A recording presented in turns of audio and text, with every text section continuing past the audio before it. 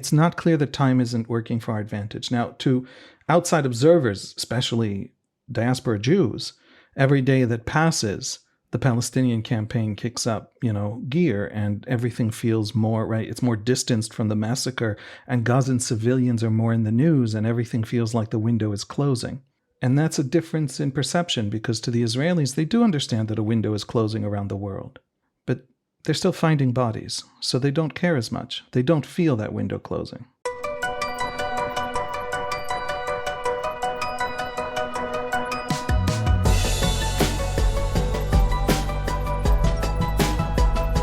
It is Sunday, October 22nd, 10:30 p.m. here in New York City. It is 5:30 a.m. on Monday, October 23rd in Israel. Haviv Rettig Gur returns for our weekly conversation from Israel to provide real-time reporting and analysis on the war and invaluable historical context. I want to check in with Haviv on increasing questions and growing worries I'm hearing from friends within Israel and also from within the United States about why, as it relates to the call-up of reserves and the deployment along Israel's southern border, why the sense of hurry up and wait? Well, there could be a number of known knowns when it comes to all the equities that Israeli decision makers must be balancing. There's the desire, if not the operational need, for a swift and devastating operation to eradicate Hamas's terrorist and weapons infrastructure, while allowing time to exhaust all possible options for the return of the hostages before the ground warfare commences. And also at the same time trying to collect and analyze more intelligence and prepare for an operation that hopefully does not get bogged down in Gaza. And it also means getting the requisite training done for all the reservists that have been called up to a level sufficient for an operation on this scale. And also at the same time planning for the possibility that the northern front opens from an invasion from Hezbollah at the same time the IDF is on the ground in Gaza. Or maybe the answer is a preemptive strike at Hezbollah in the north before deploying to Gaza, as news over the last few days reported that Defense Minister Gallant was advocating. All at the same time, they're trying to surge the supplies and supply chains necessary to support this record level of reservists being called up. These are just some of the issues that must be under consideration right now. And of course, there are plenty of known unknowns, too. Can't imagine what it must be like in that war cabinet, trying to consider all the various trade-offs on all these matters. Very, very difficult. But our weekly guest today, Haviv, does help illuminate some of these issues and considerations. He's the political analyst at the Times of Israel. He was a longtime reporter for the Times of Israel, and he's also working on a book. Haviv is also a combat medic in the IDF, where he served in the reserves, and a large number of members of his family are deploying right now. Haviv Rettig Gur on the fog of waiting. This is Call Me Back. And this morning I welcome back to our conversation Haviv Rettig Gur from the Times of Israel, senior analyst for the Times of Israel, who is a regular weekly guest during this war on our podcast. Haviv comes to us from Jerusalem. Haviv, thank you again for being here. Dan, thanks for having me. Haviv, I want to start with what felt like, from at least over here, this how can I characterize it, this hurry up and wait. That is, it seems that within days of the October 7th massacre, we were told, and it appeared based on movements, that hundreds of thousands of 360,000 to be precise, reserves being called up, soldiers being deployed on the Gaza border or just north of the Gaza border. Lots of talk, war cabinet meetings, planning, and it just, the impression is the IDF has been organizing and preparing to invade Gaza now for over 2 weeks. And again, from here, and just based on people I'm talking to where you are, no decisive action has been taken other than bombing from the air, which actually may be decisive, or may be more decisive than we think. What do you know about what's happening inside Gaza and around the border and with regard to Israeli war planning? I think we know a little bit about Israeli war planning at this stage. We've been watching very carefully. There's been some conversations. The defense minister, Yoav Gallant, spoke openly about a vision for Gaza. It's going to be a long war. There are going to be stages to the war. And the war will end with two things. One, Hamas gone. And two, Israel and Gaza disconnected from each other. In other words, Gaza's future is no longer going to be an Israeli future, not connected to the Israeli economy, the Israeli electrical grid, the Israeli water. That'll make Gaza much more independent in the medium or long term, but in the short term, of course, good luck with Egypt. So those are the war goals, and if those are the war goals, the arm. Can I just stay on that for 1 second, Sure. just for purpose of explaining? So 2005, Israel unilaterally disengages from Gaza, so withdraws from Gaza, gets out of Gaza, no more occupying Gaza. And they basically tell the Gazan Palestinians, or they tell the Palestinian Authority, which at the time was in control of the West Bank and Gaza. So Mahmoud Abbas's government, he basically says, you're in charge. And then 2 years later, Hamas drives the Palestinian Authority out of Gaza and takes full control. So the perception is that Israel's out, but you're saying Israel is out, but Gaza was still sort of dependent to some degree on Israel between 2005 and today. Yeah, more than to some degree. Most of the water, most of the electricity. Gaza should be independent and capable of managing itself. There's a water aquifer under Gaza. There is, an ocean, and plenty of solar, and many Gazans also have generators and solar panels on their roofs because of this dependence on electricity from Israel, and because of the lack of electricity, and because essentially Hamas has refused in the 2007, so 16 years that it has ruled Gaza, has refused to invest in any of that infrastructure. The water pipes that have been laid down to bring Israeli water into Gaza, Hamas has actually lifted out of the ground and used for rockets. We know this in part from Hamas videos showing the rocket-making process and bragging about it. And those are water pipes that they're destroying as they're making these rockets. Hamas has not extended the infrastructure to make use of that aquifer, has not expanded the electricity grid beyond the single power plant that Gaza already had. And so Hamas really has invested everything in this holy war.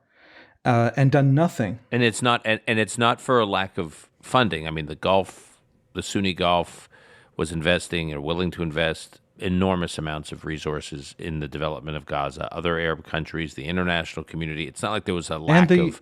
And the United States and the European Union. Everyone wants to invest in making Gaza's life better, and they want to invest vast sums. And has wanted to for the last couple decades. Yes. And the fear of investing has been that that Hamas takes all these investments and turns them to the war, to this permanent war. There's plentiful fuel in Gaza. There are many generators in Gaza, and there are hospitals shutting down. There's something like 30 hospitals in Gaza. That sounds like a lot. They're very small. Gaza has many hospitals that each has 50 or 60 or 70 beds each. So a hospital in Gaza is a little bit of a different kind of construct from what it is in the West. But there are these 30, capable medical institutions in Gaza, and many of them are running out of electricity. And Hamas's bunker system, Hamas has a city underground of bunkers and tunnels that are just overflowing with fuel and generators and can last months. But the hospitals don't have access to them. And that simple sort of momentary reality is basically the Gazan economy of the last 17 years. So when you say Gallant is saying we're going to completely cut off Gaza, meaning we're done playing this stopgap role, this Band-Aid role, while Gaza's leadership chooses not to develop its own territory, its own critical infrastructure, and they're not using the funding that's made available to Gaza to develop its own critical infrastructure, basically essential services, electricity, water, gas. So Israel has been left to do it, and Israel's now saying we're not even going to do that. So either Gaza's leadership does it, or Egypt does it, or who knows.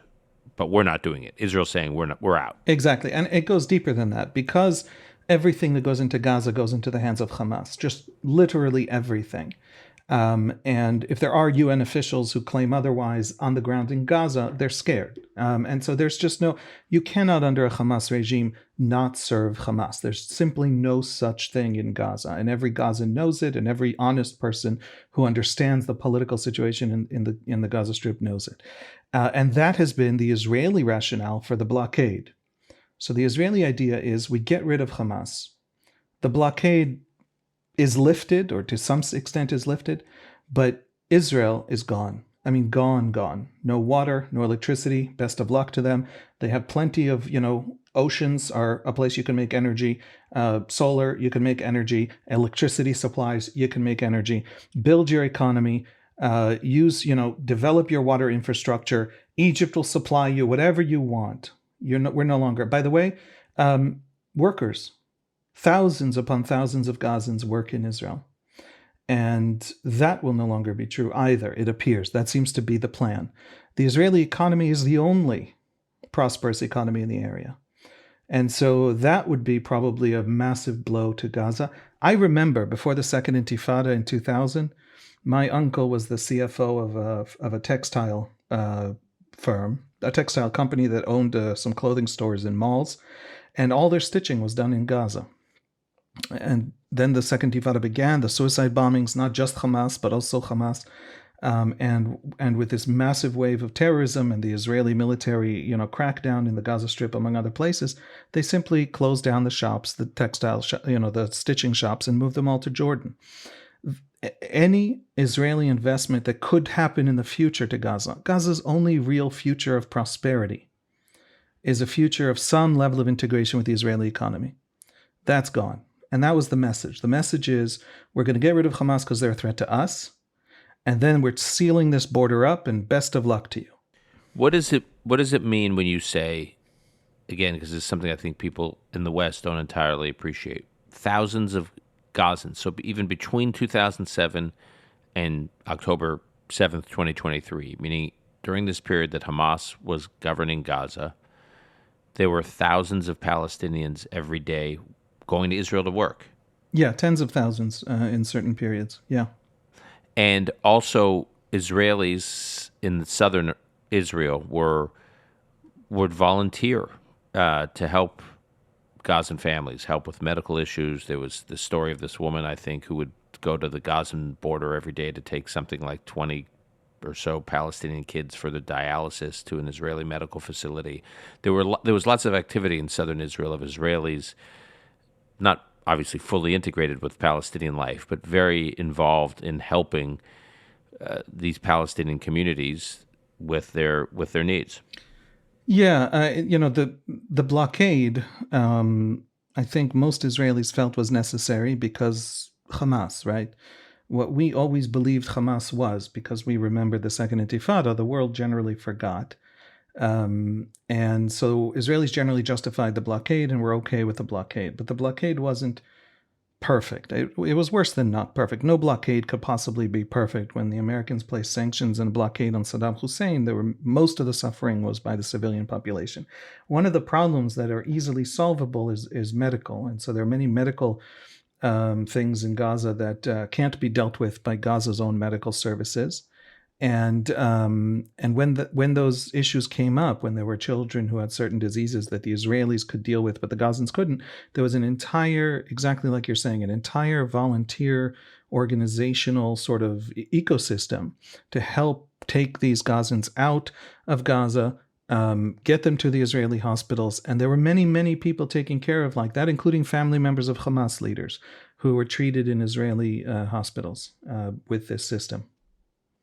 And some of the people killed or kidnapped or tortured on October 7th, not that any one story is more horrible than another, but some of these stories of the people who populated these communities in the south, and these kibbutzim and other areas, were the very volunteers that were helping these Gazan Palestinians. They were the ones being killed, raped, tortured, kidnapped. This is a point that is really often missed. In the Second Intifada, the In the Second Intifada, the suicide bombings began, this wave of 140 suicide bombings. Imagine 140 suicide bombings in America, and carried out on an issue that is a dividing line of a culture war. In other words, on immigration, on race, right? Imagine that being the subject of 140 suicide bombings targeting children, targeting pizzerias, targeting literally, one of the most famous attacks was the bombing of the Dolphinarium, which was a non-alcoholic nightclub for teenagers in Tel Aviv. And it's 24 dead kids, dozens wounded. No Israeli forgot that. That building is the only building built over the water on the Tel Aviv beach. It's probably the single most expensive piece of real estate in all of Israel, maybe in this half of the Mediterranean. And that building stood for something like 17 years empty, a haunted house on the Tel Aviv boardwalk because of that massacre. And 140 of these took place beginning in September of 2000, with nobody in Israel, in Israeli dialogue, in the Israeli discourse, really being able to explain why, because this was the height of the peace process. Everything was working out.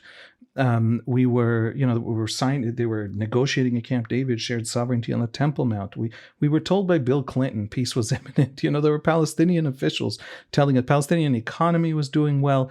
Palestinians respond that settlements kept growing throughout that period, but we know from the Egyptian peace, and we know from the Gaza withdrawal that was to follow, that Israel is capable of pulling out settlements when there's a peace made, for that territory, when they expect there to be peace afterwards.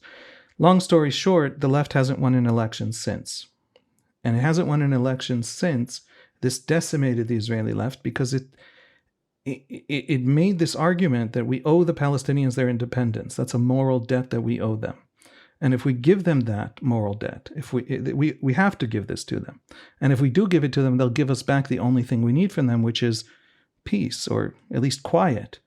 The Second Intifada shattered that whole equation, and the left hasn't had a story to explain what to do with the Palestinians. In other words, it's not enough for people with a lot of sympathy toward the Palestinians around the world to say, oh, look at this right-wing Israeli government, look at, violent extremist Israelis somewhere who are attacking Palestinians.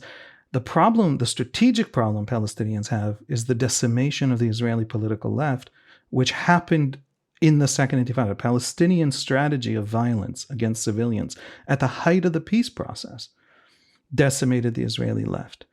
This is echoing through the Israeli body politic, the October 7 massacre, as a reaffirmation of that lesson, because these kibbutzim are that left. You're talking about Vivian Silver, who lived on I believe Kibbutz Kfar Aza. I hope I got that right. And these gunmen, the atrocities they committed, targeted left-wing communities, targeted communities that oppose this government's policies all over the place, including people who oppose the blockade on Gaza. And so to the Israeli left, to the liberal Israeli left that wants today to see a Palestinian state, this is a reaffirmation of the very thing that made them stop voting left 20 years ago, which is that Palestinian politics cannot reciprocate an Israeli withdrawal with peace, because every time peace comes, or every time, this very right-wing Israeli government and that Barak government of the left negotiating shared sovereignty on the Temple Mount at Camp David back in 2000, both received the same Palestinian response. And so Hamas's anti-colonial vision and Hamas's willingness to target civilians in that way has collapsed the Israeli capacity to even imagine what a peace might look like. And Vivian Silver's, it goes deeper than just the irony. You're attacking someone whose work rescued Palestinian kids from Gaza. It's not just that that's ironic or that that's awful in some simple sense. That's a strategic collapse for the Palestinian cause. At the end of the day, somebody has to convince Israelis. You want to make a Palestinian state? You want to change the conditions of this conflict? Israelis will eventually have to be convinced. There are many ways to convince a people. I'm sorry, this is turning into a speech. You can convince a people by doing what NATO did in Bosnia, which I'm not comparing us to Bosnia, What I'm comparing is how NATO responded. You can bomb Belgrade. I don't think you can bomb us in that way. And so you have to do it with what? Boycott, divestment, sanctions? But if you want to boycott me out of the West Bank and Hamas is promising to take over the West Bank and kill my kids from the West Bank if I pull out, you're not arguing with me. Inside my psyche, which is the arena where boycotts actually are trying to be effective, you're debating Hamas, and Hamas is louder. And so the death of Vivian Silver, the kidnapping, the torture, all of these things that happen to these left-wing communities is a strategic setback for the Palestinians that I don't think they will understand for a generation. Okay. So now I want to come back to the situation right now on the Gaza border in terms of what's happening. So we've had 2 weeks of buildup of anticipation of a ground invasion. As you said, Defense Minister Yoav Gallant has said part of the end game is complete disconnecting from Gaza entirely. This is not our problem anymore. Okay, so he's articulated that. And I don't mean to sound like I'm gunning for action here if there's good reasons for Israel not to have made a move yet. But why hasn't Israel made a move yet? The simple answer is that Hamas has everything in place to exact a very high price from an Israeli invasion. You quote unquote soften up from the air, so to speak, right? Let's take, for example, the American and Iraqi attack on Mosul against Islamic State. Mosul was placed under siege. There was this, So this is 2016. Yeah, and America provided the air cover and provided some intelligence and some commandos, and then Kurdish and Iraqi forces moved in on the ground, and the city was, decimated.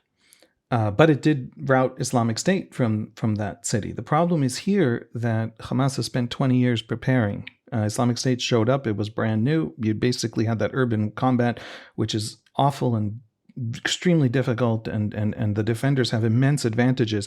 Hamas has been magnifying those advantages for a decade and more, and it has this tunnel system that will constantly be producing attacks on the Israeli forces as they advance.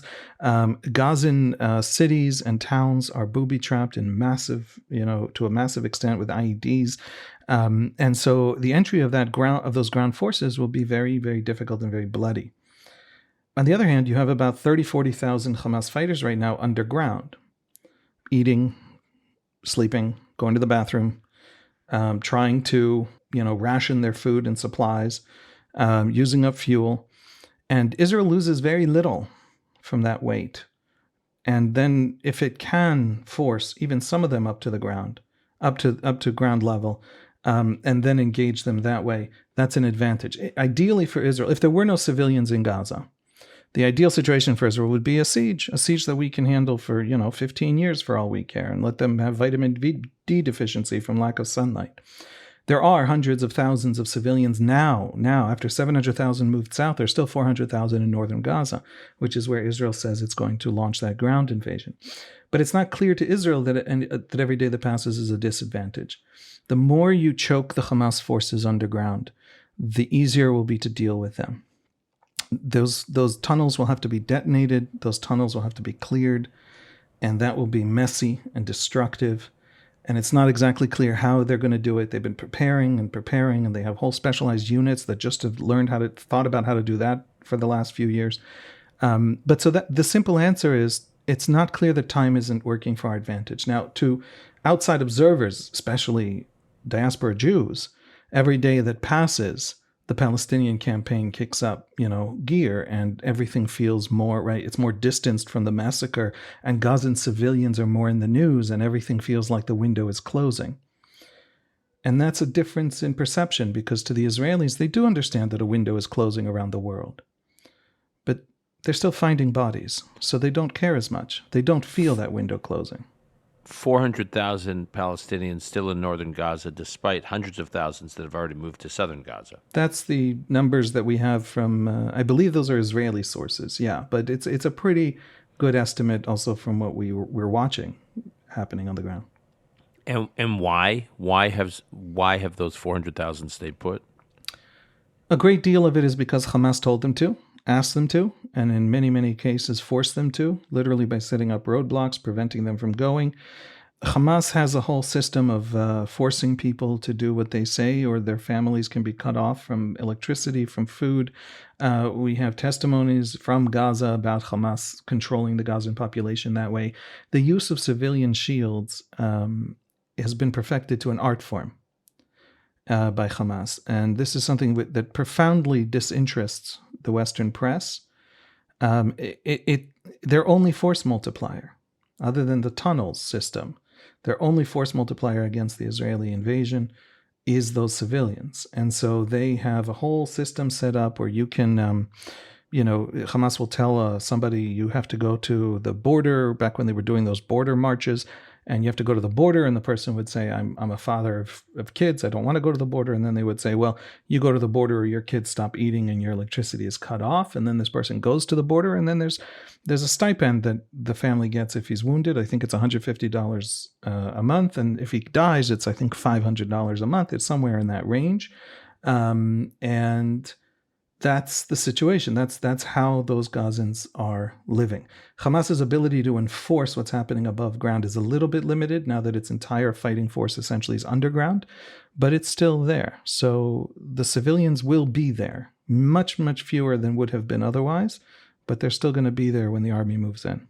And so as far as the Israeli defense establishment leadership is concerned, to your earlier point, they're in no rush. Like, there are, at some point, Hamas operatives, Hamas leadership is going to have to surface one way or the other, and Israel's not really giving anything up by waiting. Yeah, there's also the point that the Hamas revealed how much it had managed to understand Israeli intelligence methods and create this entire force structure outside of the visibility of Israeli intelligence.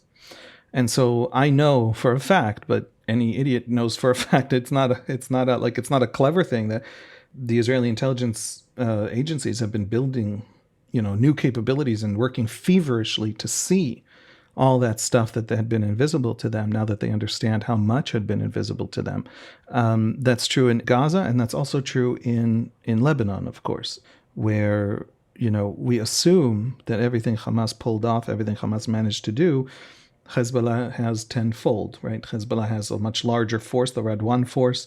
It has trained to capture Israeli towns and villages after crossing the border in that way. It has tunnel systems. It has rockets buried under villages, all at a much larger scale. And so any intelligence success of Hamas was probably taught to Hamas by the close training and intelligence sharing of Hezbollah and Iran over the years. So this incredible rise in competence that we just witnessed from Hamas is something that I think Israel wants to build institutional responses to before the war begins. That's something that's been happening.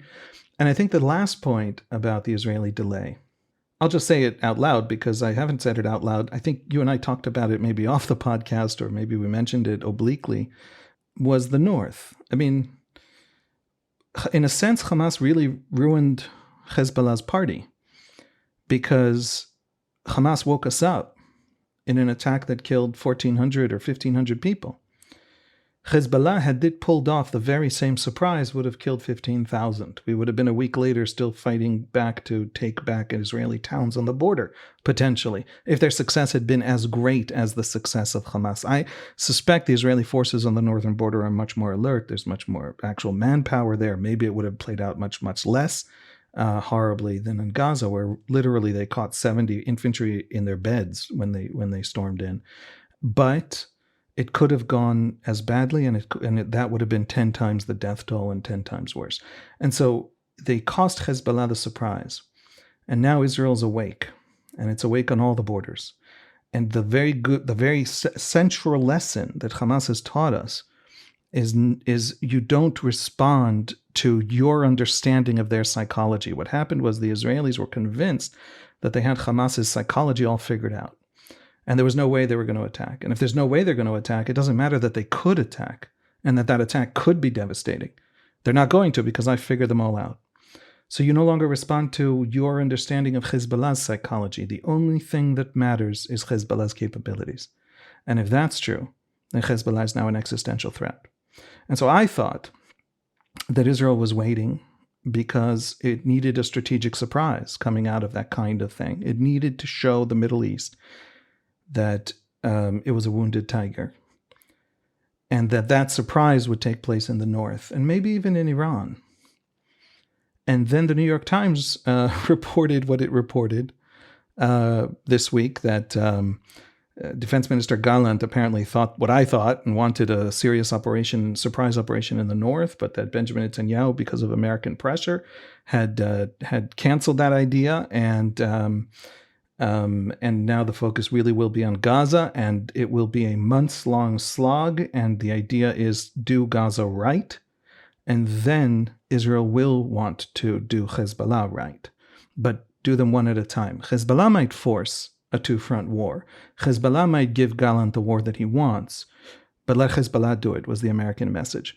I believe that New York Times report. There have been a lot of New York Times reports over the last few days that I don't just not believe have been outright fictions, vis-a-vis the hospital bombing, vis-a-vis the lack of oversight of the aid that went into Gaza. There was oversight. The New York Times is operating, all Western media is operating in a massive misinformation environment and doesn't seem up to that task. In other words, it runs with stories it thinks will make a splash, not stories it thinks it has enough evidence to back up. And so, long story short, everything that was reported about, apparently leaked from the Americans about what's going on in the Israeli cabinet rings true to me, is confirmed by sort of things on the side that I have heard.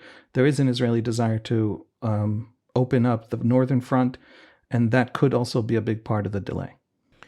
What role does some 250 hostages play in this delay? There's too many of them. And the problem with hostages is you're always setting the exchange rate for the next hostage exchange, and it just got too expensive. This got too expensive. We once gave 1,100 prisoners, including mass murderers, who needed a special pardon in the 2011 exchange. In the 2011 exchange for one soldier, and if that meant that children are now hostages. Hamas, this hostage situation is a little bit astonishing that the world doesn't really care. It cares about its own citizens. Germany is a little bit concerned about some German nationals. The President of the United States is very worried about American nationals. I understand it. It's appropriate. But they're children. You'll get out your German nationals, you'll get out your American nationals, and you'll leave 3-year-olds behind. Hamas went too far. There is, when you can hit somebody right up until they believe that they have nothing to lose. This is an argument that some in the West are making for Hamas, right? Israel has been so terrible to Palestinians. People who don't know the history of the Second Intifada, people who don't, or they're committed, they're tribal, they're on one side. That Hamas had no choice but to gleefully butcher children. But it works in the other direction. Hamas has left me no choice. I cannot have hostages factor into the war plans, because if I do, there'll be more hostages. To protect children of the future, I simply cannot fight for these children. I can give tactical, advantages to Hamas. I can't give strategic ones. They're not going to survive this. But I will pay something for these. I mean, they really should release those kids. By the way, imagine if Hamas, something like, I don't know the exact number, but there was one estimate that said that of the 212 confirmed, by Israel confirmed, hostages in Hamas's hands, something like 50 are soldiers. Hamas has a slightly higher number, but the numbers are relatively similar. An Al Arabiya interviewer of the Al Arabiya channel spoke with Hamas's political leader, Khalid Mashal, last week. It's an amazing interview, by the way. We'll post a link in the show notes, that interview. Describe it. Wonderful journalism. This reporter, she's not pro-Israel at all. She's extremely critical of Israel. But she came to Mashal, to this interview with hard questions. And among the questions were, you behaved, you attacked civilians, you attacked children, you filmed yourself murdering children and then posted it to social media. What is this? How do you, she even asked him, do you want to apologize to the Israelis? He did not. But in this interview, she asked him about the hostages, and he corrected her, and he said prisoners. It was very important to him. Twice he corrected her and said prisoners, not hostages. Well, not a 3-year-old. A 3-year-old is not a prisoner of war. A 3-year-old's a hostage.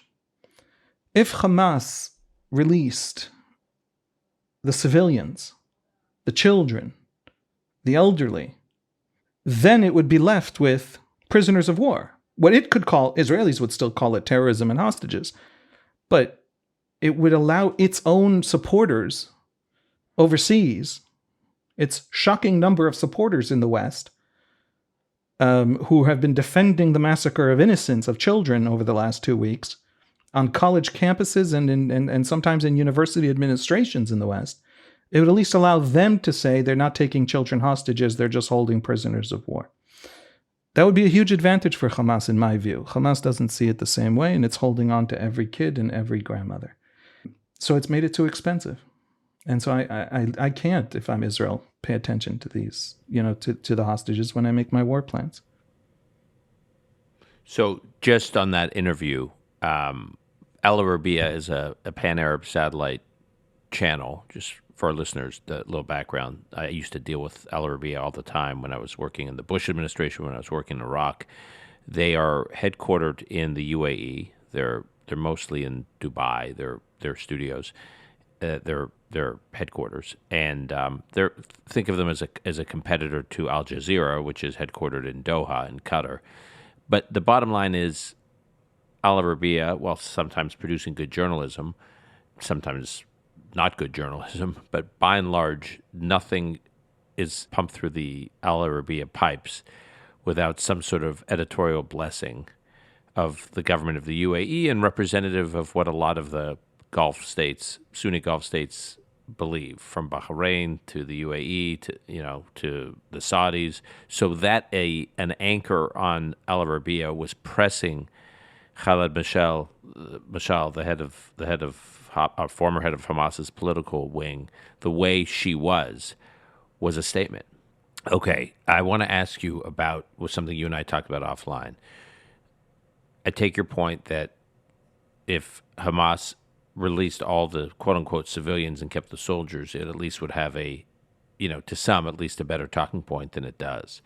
But what it seems to be doing is, with the release of the 2 Americans within the last couple of days, there is this possibility they're going to start dribbling out the release of some hostages to incentivize the Biden administration and other governments the video from the other night, for a few days ago, of that one Israeli being held, I understand she's a Israeli-French citizen. And so the idea there was to put pressure on Macron. So by dribbling images out, by dribbling out the release of hostages with foreign passports, meaning non-Israeli, or passports in addition to an Israeli passport, they are incentivizing governments to put pressure on Israel, slow down on Gaza. We're getting our people out bit by bit. Please don't jeopardize that. That is my reading of the situation. My reading of the situation is that Hamas believes that the international political window is limited. In one sense, it has a point, which is Biden administration military aid, resupply of Iron Dome missiles, things like that, might be sensitive to international opinion, might be sensitive to the Muslim world blowing up in a way that Israeli domestic politics simply aren't right now, because we're still in the shock of the massacre, right, which the rest of the world seems to have moved on from to some extent. But Hamas, I think, is thinking that delaying is good, is smart for it. And the way you delay is exactly like you said, you drip out the American hostages in a way that allows the Biden administration to always believe that there are, in a couple of days, another potential breakthrough. and pressure the Israelis not to launch the ground invasion and ruin that breakthrough right 2 days before. So it's a way of creating daylight, so to speak, between the Biden administration's interests and the Israeli government's interests. And it's a very smart way to do it. When the Israelis need to start the ground war will start. And I think the Biden administration itself knows that. And I don't think ultimately it'll work for Hamas. But it is, I think, what they're trying to do with that release. And Israeli families of hostages are also organizing. So it's not just pressure from the U.S. administration and from other governments. It is Israeli families that have created a movement, if you will, to say what to the Israeli government? What are they arguing for? Yeah, we I've spent part of the last 2 weeks as part of a large group of over 100 volunteers trying to help just one Israeli family that still has 8 members in Gaza, including an 8-year-old boy and a 3-year-old girl and a 12-year-old girl. And their message is not really to the Israeli government. There is a message to the Israeli government. Some of these families have been protesting outside of government ministers' homes or outside of cabinet meetings, and asking, demanding that something be done. Obviously, if Israel has intelligence on the location of a hostage and thinks that a commando raid in that location could successfully rescue that hostage, that'll be done. They'll take that step. There are already reports that in the immediate aftermath of the massacre, there were a handful of Israeli special forces raids into Gaza before Hamas was able to organize and get all the different hostages to different places in Gaza. They were scattered throughout Gaza to prevent any kind of mass rescue. And so there were a handful rescued according to these reports. These are not things like we can get confirmed, or I think a couple were confirmed, but not all of them, something like that. But generally, those hostages are out of Israel's reach. If they weren't, they would be rescued. But what these families are trying to say to the Israeli government is, please prioritize this. Please make this, a major part of the war effort. Please, for example, delay if you can buy off these hostages. In other words, let Hamas release. Let's delay. And then, with the vengeance of God, we go after Hamas. But let's get as many out as possible. So there is that message. But their main message isn't to the Israeli government, because these families understand what just happened and what the Israeli government must do. Their main message is to the world. Hamas is violating the laws of war at a strategic level. I'll say more than that. The entirety of their strategy is to violate the laws of war in ways that are costly for the Israelis if they were to follow them down that path, but that are not costly for Hamas. The hostages are a strategic weapon. Hiding underneath civilian populations and forcing the civilian populations to stay is a strategic weapon.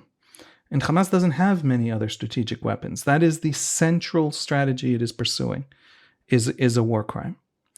And if that cost Hamas something, if it costs Hamas something in the Arab or Muslim world, which is a ridiculous thing to say. Why would the Arab or Muslim world that was utterly silent on Assad's genocide, but now is screaming about the horror of Israel, why would they care? But that's what the families hope. They hope that there'll be an international dimension that incentivizes Hamas to release their families. Before we wrap, I guess I just, when we check in with you, we always ask a version of this question. So I'm just going to, I'll just ask it. It's a little open-ended, but it's been now over 2 weeks, and this is, it's easy to oversimplify what I'm about to ask in an answer, or the question may be easy to oversimplify, but I'm going to make it simple. What is the mood of the Israeli public right now compared to where it was when you and I were talking in the first few days? Or the day after the attack, and then we spoke again a week later. Just how would you, so now we're over 2 weeks in, what is the mood of the Israeli public, A? And B, can you talk a little bit about the power and the impressiveness, something I've been struck by, and Saul and I wrote a little bit about this in our book, obviously not knowing about this war, but just the building blocks we wrote about in our book about Israeli society, not the war fighting part, but just the civilian mobilization, the way people are coming out of the woodwork to help out and fill critical needs and fill critical gaps.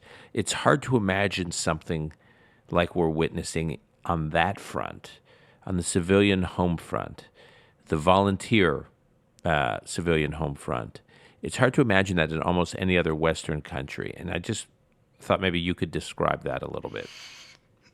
Yeah. It's all become a very sort of comfortable routine. My brother-in-law was called up to a combat unit on the border. He'll be part of a war when it, of a ground war. He's in the infantry. And his wife is 8 months pregnant. And she can't stay home alone. And they live about an hour's drive from us. It's hard for us to take care of her. So she came to live with us. I've got 4 kids. My house is crowded and messy in the best possible way. So our neighbors have an upstairs bedroom and bathroom with a kid who lives there. Their oldest lives there. And the oldest moved down to the bottom floor, moved in with a sibling.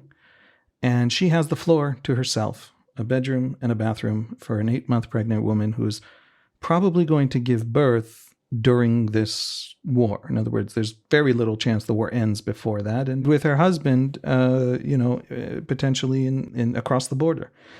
And so she now has everything she needs and is surrounded by a family. I have sisters-in-law who today took care of my kids because I had to work. My wife was called into reserve duty, so she's off in the army. All the neighbors are taking care of each other. We have a neighbor who gave birth 2 weeks ago, and everyone's cooking for them. They're not cooking for themselves. The army has delayed the call-up of the husband because she just gave birth, but the delay is not going to be forever. So we're just a bunch of families living on a street, and it's immediate, close. We're all living in each other's living rooms, and we're taking care of each other to the point where anybody who's missing, I don't know what shampoo is sharing them with the rest of the neighbors. And that is a reality forced on us by the fact that there's such a large call-up, by the fact that the emergency is real, by the fact that everyone is taking care. For example, one of the things that we all saw in those videos from October 7th was how important it is to be able to lock your bomb shelter in your home, because the inability to get into the bomb shelters is what saved most of the families who were saved on these kibbutzim. So we have had people going house by house in our neighborhood, just showing people how you properly lock the bomb shelter door. There's a sense that there's a neighborhood patrol everyone's volunteering for. There's a sense that everyone is taking care of everyone else. And that is everywhere. That is everywhere. In the tiniest village and in the biggest cities, in metropolitan Tel Aviv, on the left, on the right, in ultra-Orthodox towns, we have seen people asking to be drafted at immense numbers. Thousands of Haredi Israelis who, 2 years ago thought ideologically that it's not okay to serve in the army, have been begging to be drafted and are being drafted for all kinds of emergency services and rescue jobs.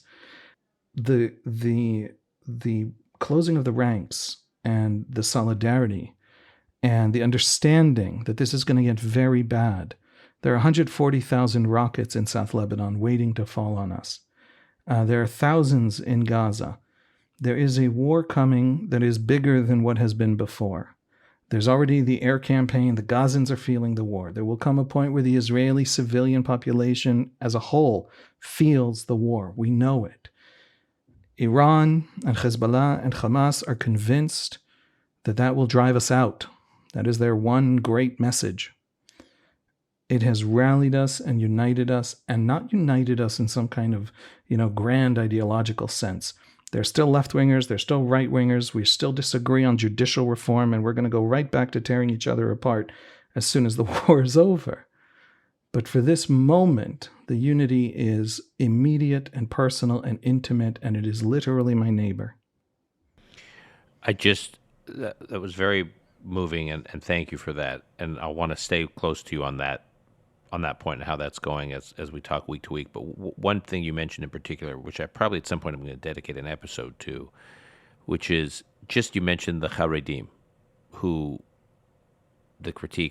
one of the primary critiques of them was that they had this enclave. They were cut off from the rest of Israeli society. I think that point was overstated generally, but that said, they were not part of the national Israeli Zionist project to the extent that other Israelis were, or other Israeli Jews were, and part of this manifested itself in the fact that they didn't work, they didn't serve in the military, they didn't serve the state in any way, provide any service to the state. I mean, in terms of national service or security role. And I am reading these pieces. I read a piece in your publication, The Times of Israel, about now thousands of Haredim volunteering to do something, in many cases for a security role. Now, I'm curious how real and deep that is, A, and B, if that's true, if that's part of a new trend, yes, after the war, you'll go back to arguing and debating and judicial reform and all these things. But that establishes a marker, like a new marker. That's like a new world in which that you just don't flip back from, for instance, with the Haredim. It's not to say that overnight all the Haredim are signing up to serve the IDF, but it does tell you that certain things become more acceptable in certain parts of a community like that than it may have been before. I think so. My instinct is that a lot of Israelis, ordinary people, not, the chattering classes like myself, but ordinary Israelis, are concluding that there were these forces dividing us, these very manipulative forces, these political campaigns, these social media echo chambers, etc., all the things that worry us so much about this modern age have been driving us apart, and we can't afford to be driven apart in that way. And I think there's a new discourse. I think there's a new discourse among the rabbinic leadership, on the religious right. There's a new discourse, certainly in the Haredi community, open, visible. It's not just that 3,000 Haredim have literally gone online and registered for the draft so that they can be ambulance drivers. It's that 150,000 Haredim support them. In other words, it's hundreds of thousands, the whole community, that's a number of yeshiva students, but the whole community actually supports them. That's the drama. And so there are these deep changes. The way that, the Israeli left is elitist a little bit. It's certainly the part of the country, they'll call it the liberal half. I don't know what's left or what's right, and many of them call themselves centrist, but the liberal half of Israeli politics is the most productive part of the Israeli economy. These are the people who created, they live in the Tel Aviv metropolitan area. They created the high-tech miracle. They serve in the most elite and strategic units. They have the highest rates of military draft. Cities like Ra'anana or Kfar Saba. These are cities with 90% draft rates. The right has had this campaign over 20 years that the left is somehow no longer serving, is somehow no longer willing to fight for a Jewish state. And everyone has watched the heroism of the left in these kibbutzim, the heroism of all of these grandpas who are former, commandos, rush in and also on the right, we've really seen an opening up of a willingness to debate and discuss. Makor Rishon is the highbrow intellectual newspaper of the religious right in Israel, and all it has talked about for 2 weeks is the terrible, terrible thing we have done to ourselves. Not a mea culpa. I mean, all Israelis have done to ourselves in misunderstanding where we are and thinking we have the luxury to fall apart. And so everywhere across the country, there's a new consciousness. Now, the day after the war begins Netanyahu's political survival battle, which will swing all of the old identity politics into action. The day after the war, the opposition protesters are still there. And they're not just still there. They blame Netanyahu for what happened, because Netanyahu was a central architect of the understanding of the strategy and the understanding vis-a-vis Hamas that they are deterred. And so all of that will swing back into action the day after the war. And I don't know if the new consciousness will survive it, will push back against it. I'm optimistic that it will. We can only hope. Yes, we can, Haviv, and obviously it's sadly a long way from here to there in terms of when we will be able to see if that comes to fruition. But we look forward to talking to you along the way. Grateful for your time, as always. I know you're juggling a lot, and we'll check in with you again next week. Thanks for having me, Dan. All right, talk soon. Thanks, Haviv. Stay safe.